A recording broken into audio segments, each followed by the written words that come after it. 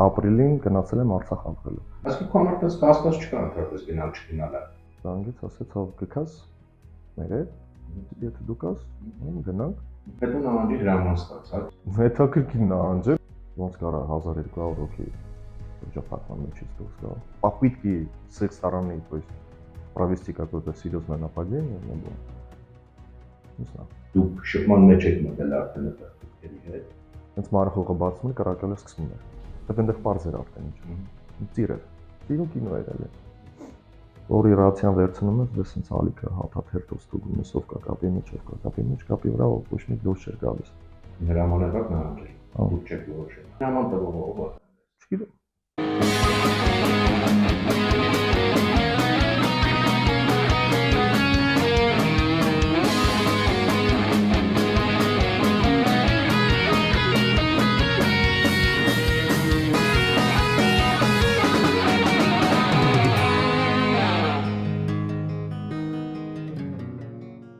Բարև ձեզ, ողջունում ենք ձեզ մարտական եղբայրության ստուդիայից, սա պատերազմի պատմություններ հաղորդաշարն է, երկրորդ անգամ եք նկարում, երկրորդ թողարկումն է, եթե նայել եք առաջինը, արդեն մոտավորապես պատկերացնում եք, ստեղ մենք ինչ ենք խոսում ենք պատերազմի մասնակիցների հետ, խոսում ենք պատերազմի փորձի մասին, խոսում ենք հնարավորինս անկեղծ, ազատ եւ փորձում ենք վերականգնել պատերազմի իրականությունը հնարավորինս այնպես, ինչպես դա կապականների աչքերով, առանց ավելորդ պաթոսի եւ առանց որևէ ավելորդ բանի։ Ուրեմն այսօր իմ հետ կլինի ներկայացնեմ իմ զրուցակցին, այսօր կլինի Հովհաննես Հովհաննիսյանը, իմ զրուցակիցը, ես Ռամբեր Աբրահամյանն եմ։ Հովհաննես Հովհաննիսյանը 2020 թվականի պատերազմի կամավոր մասնակիցն է։ Եթե իդեպ նայել եք մեր առաջին հաղորդումը Մասիս Շիրոյանի հետ, այնտեղ Մասիսը հիշատակում է Հովհաննեսի մասին, Օգանես ասելով, ինչու որովհետեւ Հովհաննեսը ծնվել մեծացել է Վրաստանում, Թիֆլիսում, հետո տեղափոխվել է Հայաստան, դրա մասին խոսենք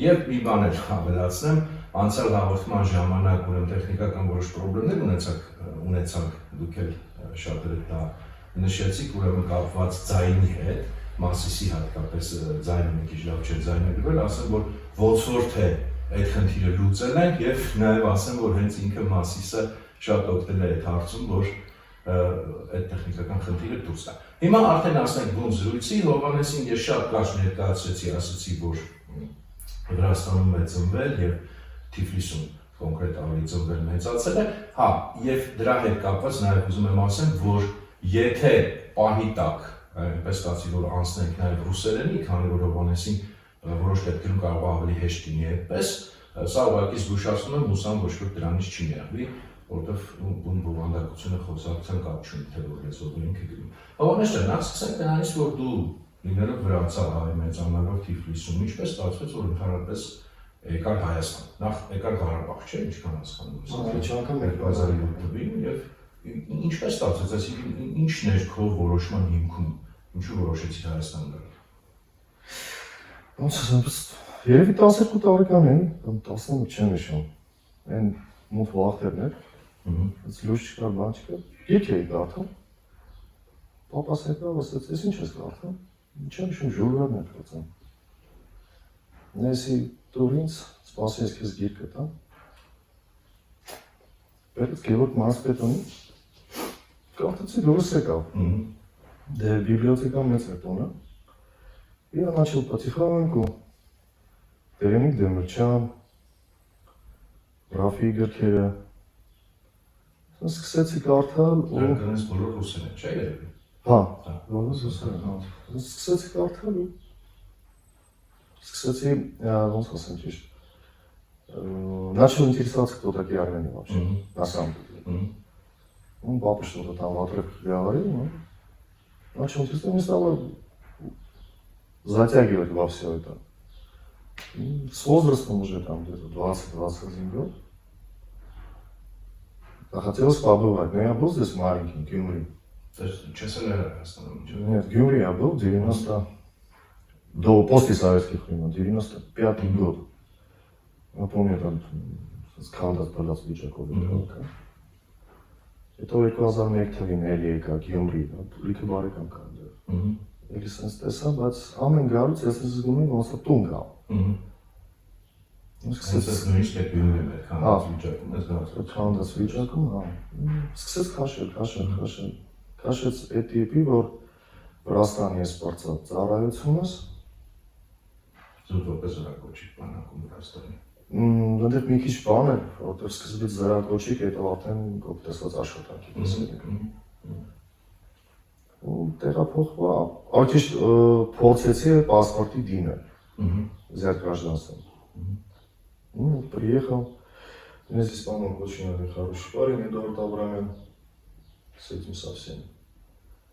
Подали мне на гражданство. Она главное, чем нужен? Копитасец. Энергетический техникум-тас. Это Эдуард Абрамян, который сейчас в Англии? Который сейчас в Англии, да. Это бар банка, Митка, Кочмария. Вот они мне очень помогли. И мы подали на гражданство. 2008.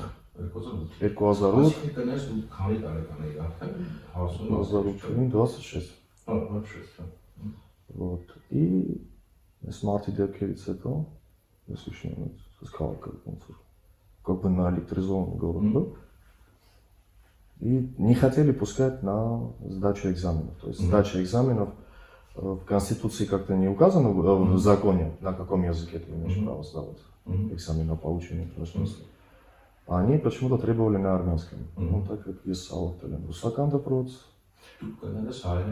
Ես այդ վաղ ընդհանրապես չէի խոսում։ Չէ, ընդհանրապես չէի։ Մեր տունը միշտ խոսացել են ռուսերեն, ծանոթներս։ Տատիկս էր խոսում հայերեն, բայց մեկը ռուսերեն։ Հասկանում էին, բայց խոսալով չէ սենց կիսապրոտ։ Մերը դիլվե։ Հա, այսինքն հավրաբար չէ։ Չէ, վրացական թաղամաս է։ Էլի Էդուարդի միջոցով մենք Էդուարդ էլի մի հատ տղակար իր անունը չեմ հիշում, ոնց ասած։ Իրանով բանը ինքը մտանք, չգիտեմ ով էր այդ վաղ պաստոր Սևանի կենտրոնի բանը։ Տեղակալներ կռիվ դավիով ինքը ընդունեց ինձնից քննությունս հանձնեցի երազանց ու արդեն գնում էր բանը, սպասելու տարբերակ, այսինքն ես պետք է սպասեի, կարծեմ 6 ամիս էր։ Այդ այն վաղտերն է, երբ որ քաղաքացիություն ստանալը մի քիչ բարդ էր։ Այսինքն այսքան հայերեն հիմա որ խոսում ես, դա արդեն սկսած 2008-ից։ Չէ, դա սկսած 2011 թվականից, երբ որ արդեն եկել եմ Երևան ապրելու։ Ես 2008 թվականին նորից թղթերս որ տվել եմ, գնացել եմ հետ ու ապրիլին գնացել եմ Արցախ ապրելու։ Գնացել Արցախ որտեղ կոնկրետ Ստեփանակերտ։ Դե մնացած ծրագիր կար Արիտուն կոչվում է։ Ու որ ծրագրով դիմեցինք,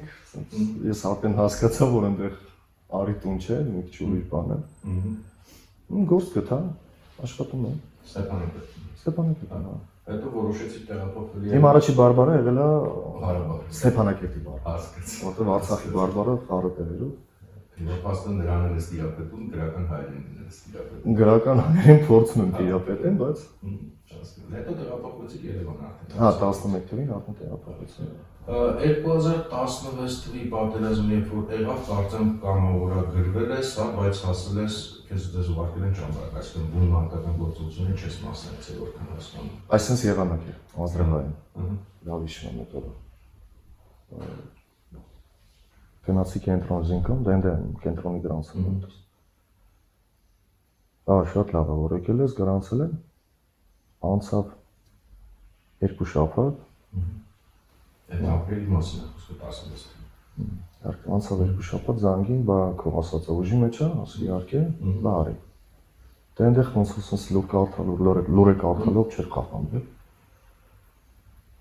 Բա արի, ասած ուրախ գնացի, նստանք Սովետաշինում զենք սինամոթել համազգեց ստացանք ու քշեցի բան։ Դեպի Սևան։ Այնտեղ արդեն պարզ էր, եթե դեպի Սևան, ուրեմն հենց սնը, հա, ինչ որ ճանապարհը կարծեմ դեռ սարքած։ Չէ, սարքած չէ, հա։ Ու մեզ բերին ճամբարակ, մինչև մայիսը մնացինք։ Հետո իմացանք, որ մեր դիմացը, այսինքն ճամբարակի գանդի դիմացը եղել է իրանք դուրս են անել, կարծեմ 3 թե 4 բրիգադ։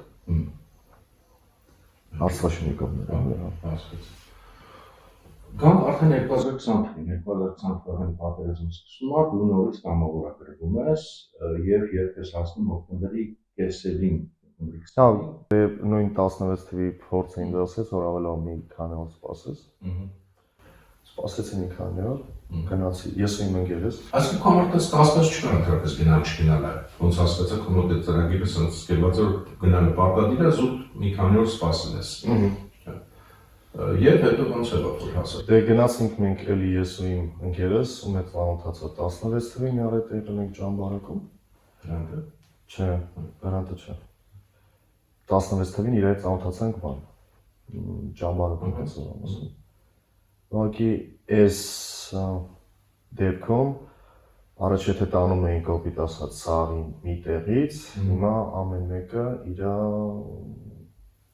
ապրելու վայրից։ Ճիշտ կան այդպես։ То есть по месту прописка։ Իրան ճամփեցի ես բանից, երրորդ մասից ու ես մնացի։ Երկար բավական տևեց։ Հա, բավականին երկար տևեց, հա։ Ինչն է պատճառը ընդգրկվեց։ Չգիտեմ, երբ նպատակ չունեմ ինչ-որ բանի։ Շատ տարօրինակ պատերազմ է։ Եվ աչա հոկտեմբերի 20-ին հասնում եք։ Հոկտեմբերի 20-ին չէ, դա մի քիչ շուտ էր, զանգեց իմ հին ծանոթներից, կամ ինչ ծանոթ, հին լավ ընկերներից։ Ոտ, զանգեց, ասեց, հո գքաս մեր հետ, ասում ովքեր եք, դե ես կամ արդեն, ասի, եթե դու կաս, գնանք, ում հետ ենք եթում, ասում երկրապահի է, ասի լավ։ Տարբերություն չկա։ Հա, եւ ամենախնդալն է որ հաջորդ օրը մենք պետք է գնանք, գիշերը զանգում են Զինկոմից ու ասում են արի Ռաֆի դպրոց, ասի ես երկրապահի հետ եմ եթում, ինչու ասես տարօրինակ բան ասեց, դա դու իրավունք չունես, դու արդեն գրանցվել ես, ասի որպես կամավոր, բահա, ասի դե ինչ իրավունքի մասին է խոսքը, եկանի մոտ այս տպավորություն ինքը ցուցակ էր լրացնում, իրան այդ քանակը պետք է դորեն, ինքը այդ քանակը պետք է տա։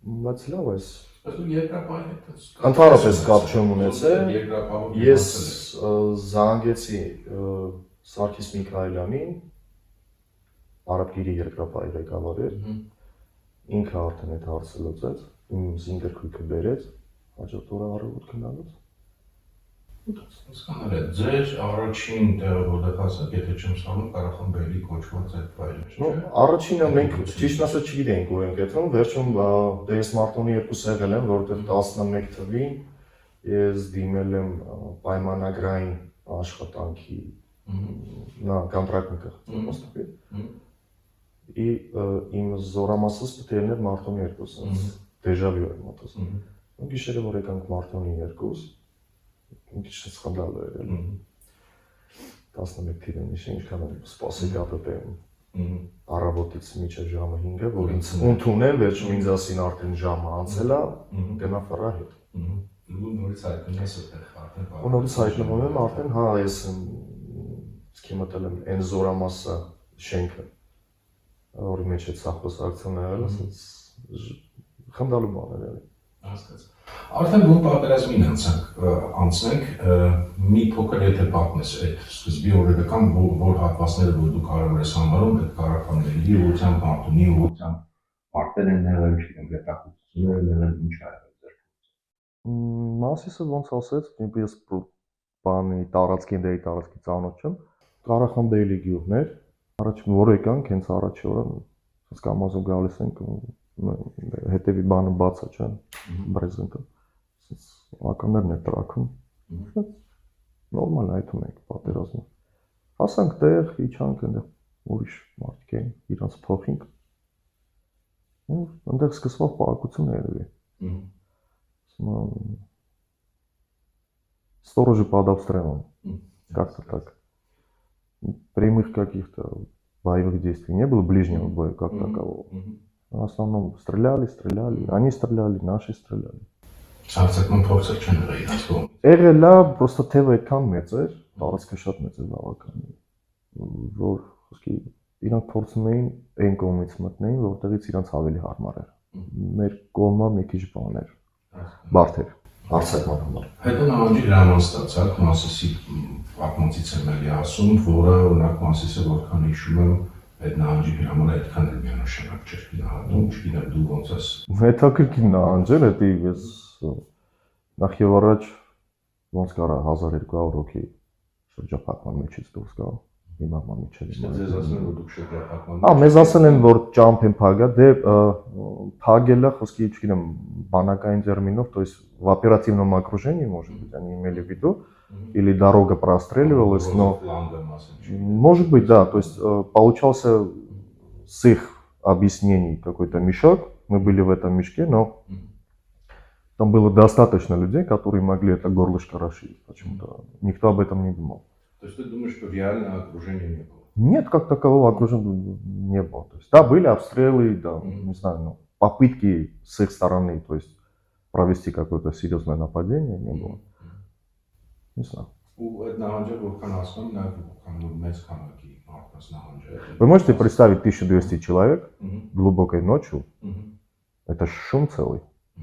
В полном вооружении, легком, допустим, и среднем, я не знаю, там гранатометы, ПЗРК и все такое, чтобы оно вышло свободно. И чтобы никто не стрелял в это. Я в это не верю. Լավ, ինչև է, անցնենք էլի առաջ դրանից հետո ոնց հասկանում եմ այդ նահանջից հետո սկզբում նորից հայտնվել Մարտունի 2, Մարտունի 3, եւ հետո արդեն Շուշիում, նոյեմբերի 6-ին Շուշիում։ Այստեղից եթե խոսանք, չգիտեմ որից անգամ Շուշի անցնենք, թե Մարտունի բանական պատմելու։ Շուշիում արդեն էլի Մասիսի պատմոցի թե հիշենք եւ ընդհանրապես այդտեղ բուն արդեն մարտի հետ մասնակցել, ձեր խումբը, հա, բայց ձեր խմբի փոքր մասը որքան հասկանում եմ։ Таджикский отряд быстрого реагирования. Ձեր բանն էլի։ Այսինքն դե որ մարդը կողքից լսում է, ուզում է լավ պատկերացնի, լավ, ենթադրենք այդ խումբը ուղարկեցին գրողի, դուք գնում եք գրողի։ Որքան հասկանում եմ, դուք լավ պատկերացում ունեք այլ հայկական խմբեր այդտեղ կան, չկան, մենակ դուք եք գրողում։ Մի հատ այդ բանը եթե դժվար չի պատմելի քո տպավորությունն է, այսինքն դու ինչ տպավորություն ես ստացել, նաև անմիջապես դուք շփման մեջ եք մտել արդեն այդտեղ թուրքերի հետ, նաև այդ եմ ուզում հասկանամ այդ տպավորությունը, ինչ քանակի էին դուք, ինչ քանակի էին ձեր համեմատած եւ այլն։ Եվ ընդհանրապես այդ գրողի ոնց որ իմաստը։ Там ясно было, что это уже турки. Ну, в смысле, вот эти соседи. Ясно было, что была очень хорошая группа, потому что точность их стрельбы, она была отличной.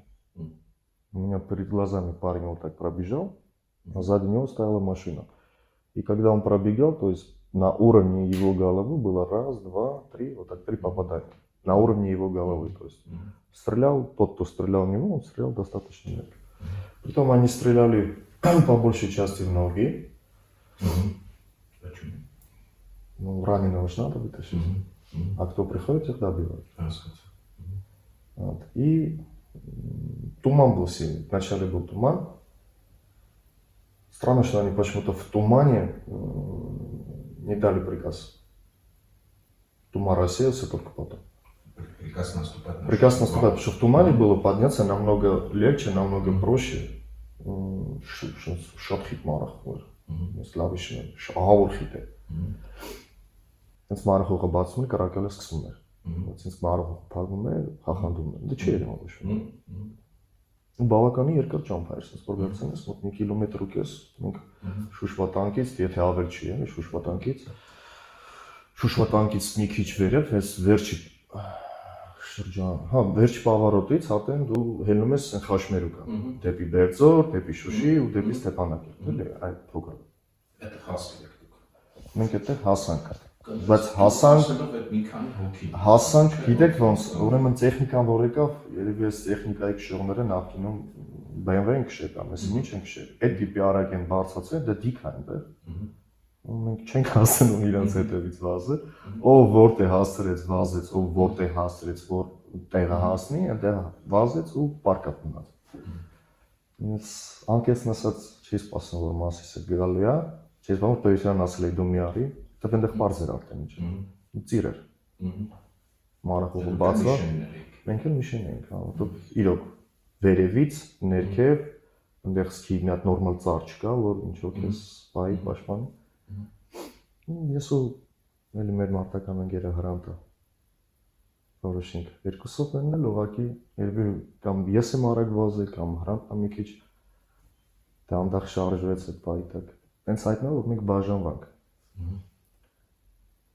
Դուք երկուսով հա ես ու Հրանտը այսինքն մարդ չկար այն ձեր խմբից կային ես կոնկրետ նկատի ունեմ ես Հրանտը Մասիսը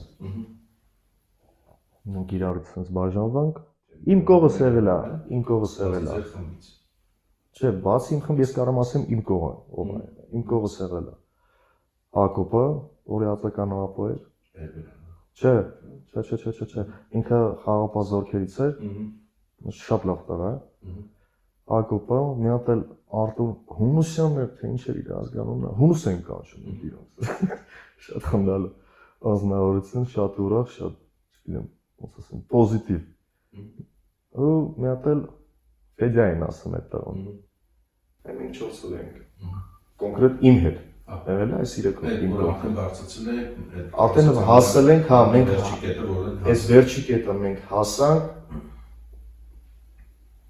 ու այնտեղ դե ոչ կապ կար, ոչ բան կար։ Ավելի ճիշտ ռացիան կար, դե դիակները բանն էին։ Դիակները կային այնտեղ։ Որի ռացիան վերցնում ես, դե սենց ալիքը հաթաթերթով ստուգում ես, ով կա կապի մեջ, ով կա կապի մեջ, կապի վրա ոչ մի դուրս չէր գալիս։ Նստած որոշում ենք ինչ անենք, այնտեղ վերև կարծեմ ինչ-որ հյուրանոցի տիպի բան կար, ներշինություն կար։ Խոսակցությունը գնում է դեպի դրամա, մնանք ստեղ, մինչև իրիկունը, մերոնքը մենք հուսում ենք, որ մերոնքը գկան, կշարունակենք վերևեն, բան չմնաց արդեն վերև բարձրանում։ Նայած հետո զանգին ասին չէ, հետ նահանջ։ Այսինքն հրամանեղար նահանջել, դուք չեք որոշել նահանջել, հրամանեղար։ Ուղղակի Իսկ այդ հրաման տվողը ով է կներես։ Мне как-то неинтересно было. Мы с трудом поднялись, мы пытались понять, как мы будем спускаться. Հետո ինչ որ դեպի իջեք, էլի բանուտակ, այդ կերակոս։ Ой, երևի վատով էր պատերազմը։ Իջնելուց, Մասիսին որ տեսավ իրավոր, դերս շատ ազդեց։ Այդ երևի առաջ անգամ ես վախեցա։ Հենց կոնկրետ Մասիսի։ Հենց Մասիսի, հա։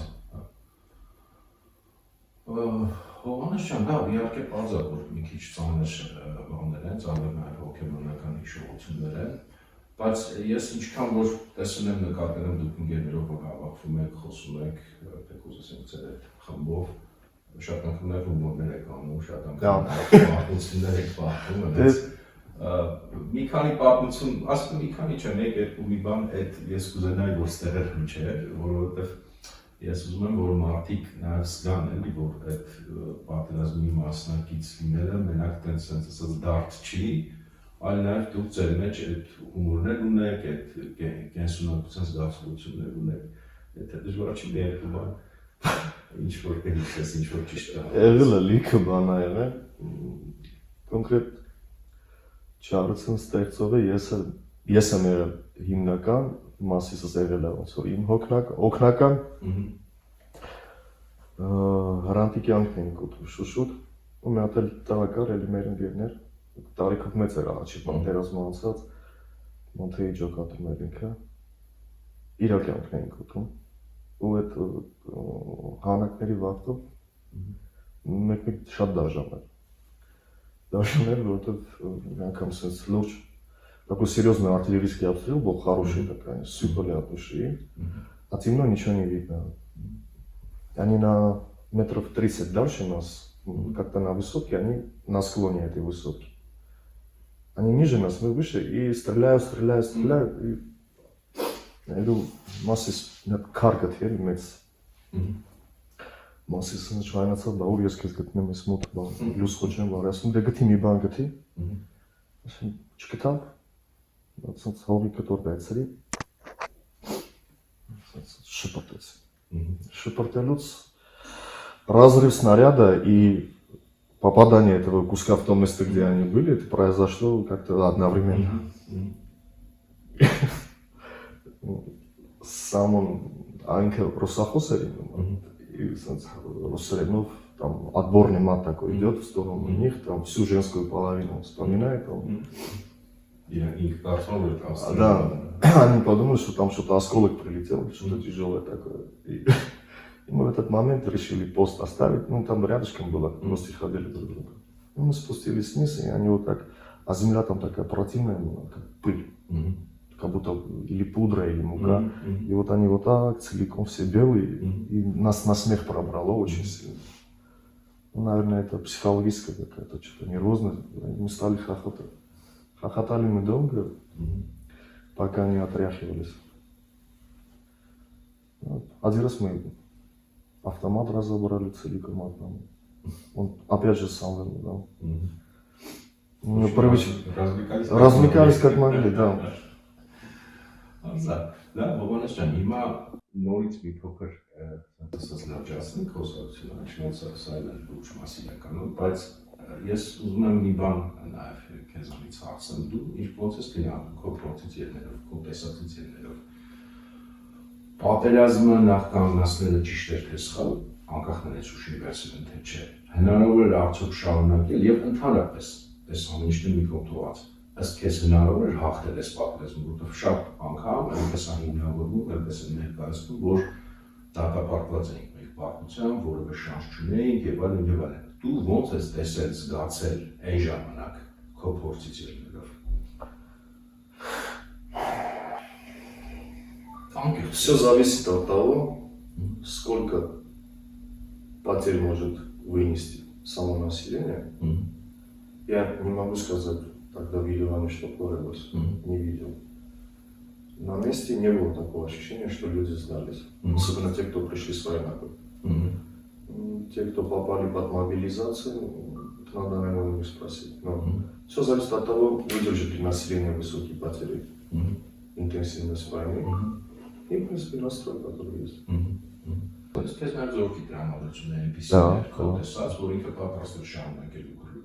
Наши вот эти 18-летние, 19-летние ребята, которые были на тот момент, ну, как сказать, они молодцы.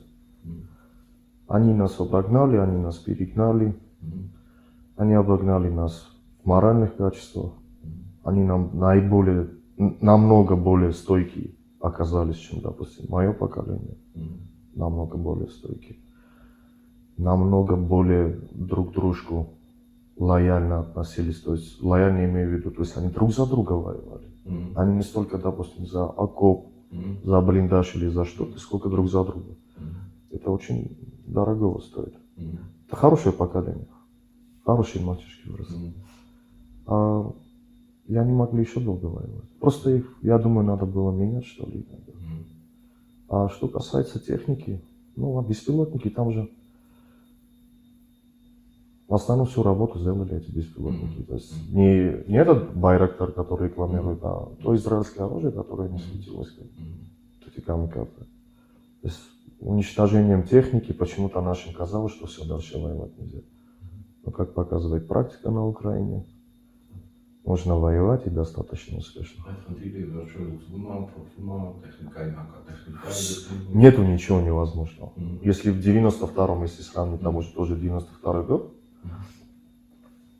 ну, там была такая же ситуация, которая была в 2020 году, просто разница то, что там была авиация, а здесь была беспилотная авиация. Да, в этом դու կարող ես նաև մի փոքր մանրամասնից ոնց ես դու պատկերացնում, որ ասում ես այդ անօթաչուների բեսպիլոտնիկների այդ խնդիրը հնարավոր է լուծել։ Օրինակ ոնց կարող են մարդիկ մեզ նախ. Самая большая проблема это вот это, наверное, армянская черта. Это не слушаться. То есть тебе говорят, больше 3 человек не собирайтесь, плюют на это, и там вместо 3 собирается целых 10. А потом, когда туда что-то прилетает, получается, допустим, 7-8 человек безвозвратных потерь. Если вести себя правильно, то... Даже да, потому что никто не будет, ни один, даже, я не знаю, сколько бы денег не было у этого государства, один этот маленький камикадзе, он стоит достаточно дороже, чем один солдат-срочник, который находится в окружении. Погода, да, зима, в принципе, зима, горы. Но плохо то, что вот у нас горные дороги. И я как понял, то есть нам помогать никто не собирался. Помогать в смысле, я не говорю, там солдат пришел, да, вот чисто технически.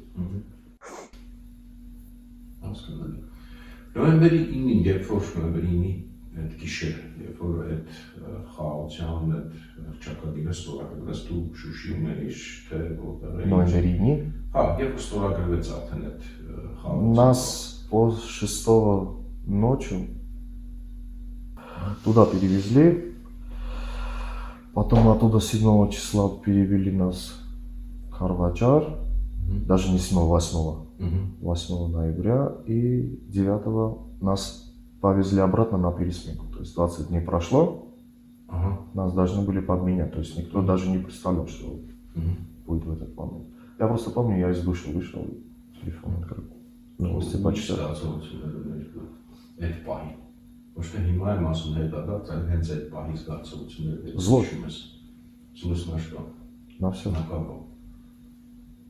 Это сейчас карается законом. Вроде бы свобода слова.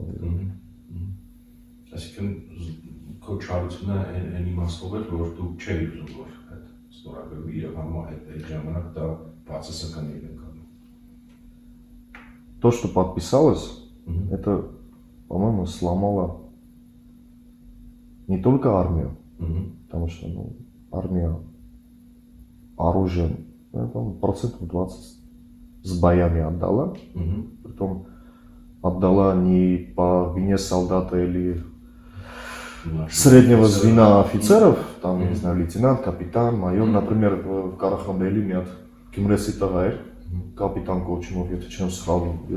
Я очень надеюсь, что он жив-здоров. Это был первоклассный офицер, который всю первую линию, который там морально поддерживал, физически поддерживал, всем чем. А вот выше. И вот благодаря им получилось то, что они сломали вот так армию. А вместе с тем мы сломали народ. Страну не страна, она это же юридическое как-то образование, оно переживет. Может быть, границы как-то в формате поменяются, оно переживет. Но это же гордость была. И не только, допустим, живущие здесь, это практически гордость всех армян, кто себя считает армяном. Это их гордость была. Լավ, անցնենք այդ դեպքում արդեն փորձենք ամփոփել վերջին հարցը փորձենք տալ ու ելնելով այդ նոյեմբերի 9-ի քո գնահատականից, նաև այսօր դիտես որ խոսում են որ հիմա մենք գնում դեպի խաղաղություն, խաղաղության դարաշրջան եւ այլն։ Ես ուզում եմ հասկանալ դու որպես մարդ ոնց ես զգում, դու ունես որ մենք գնում դեպի խաղաղություն։ Нет, я вообще ничего не вижу. Я вижу бред, который пытается просто нам впихнуть.